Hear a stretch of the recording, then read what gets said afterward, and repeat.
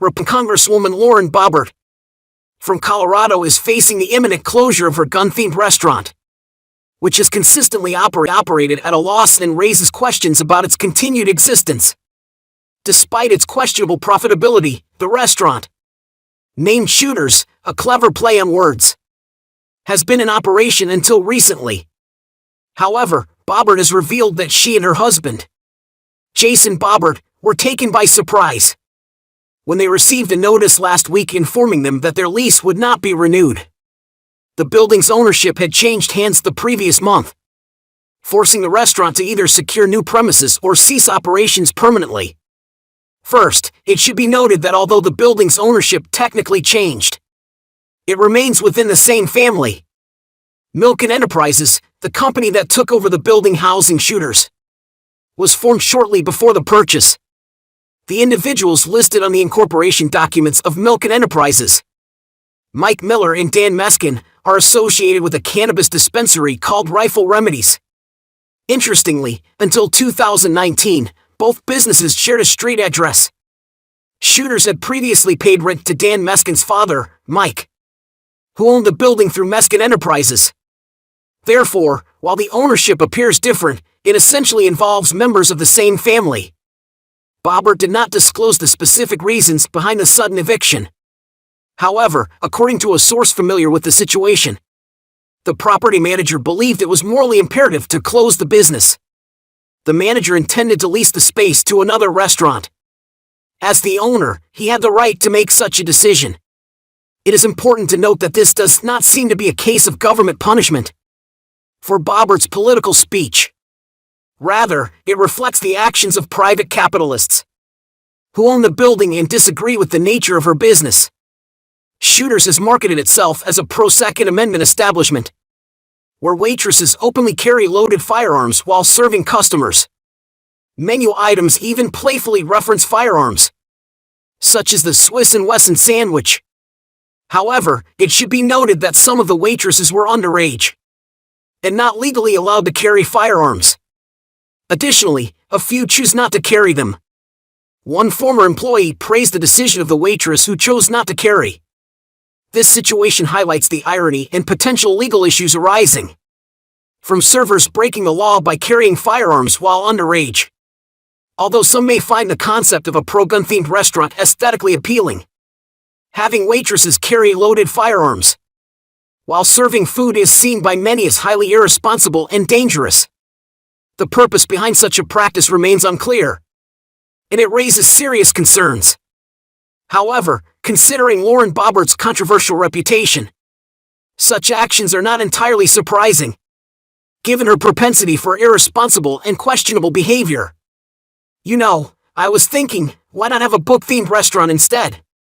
We could incorporate that concept, or perhaps a restaurant where people can receive free vaccinations, get their blood pressure checked, or have diabetes screenings. Ida, come on. I know nobody would go to that restaurant, you know it too. But what I'm trying to say is, if you genuinely cared about the people, which is what you claim under the banner of caring about the people, why not do something that could genuinely improve their lives? The truth is, she doesn't care about the people, she only cares about the NRA checks. But let's have a bit of fun while helping the people. So, here are some lighthearted suggestions. How about an anti-homeowner association restaurant? You can vent your frustration and express your hatred for HOAs. It could provide people with an emotional release they need. Of course, I'm kidding, all of these ideas are terrible. But I understand your point.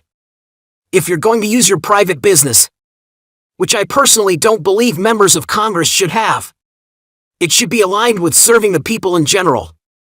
But if you're allowed to do it and you're going to make a political statement through your establishment, why not make a political statement that doesn't result in a staggering number of people being killed each year or dying from suicide due to our lax gun laws? Unfortunately, politics today seems to lack substance. It's primarily focused on aesthetics and identity. When we talk about identity politics, it often revolves around Democrats representing specific marginalized groups, such as the Black community or the transgender community. However, let's not forget that the right wing is also deeply engaged in identity politics.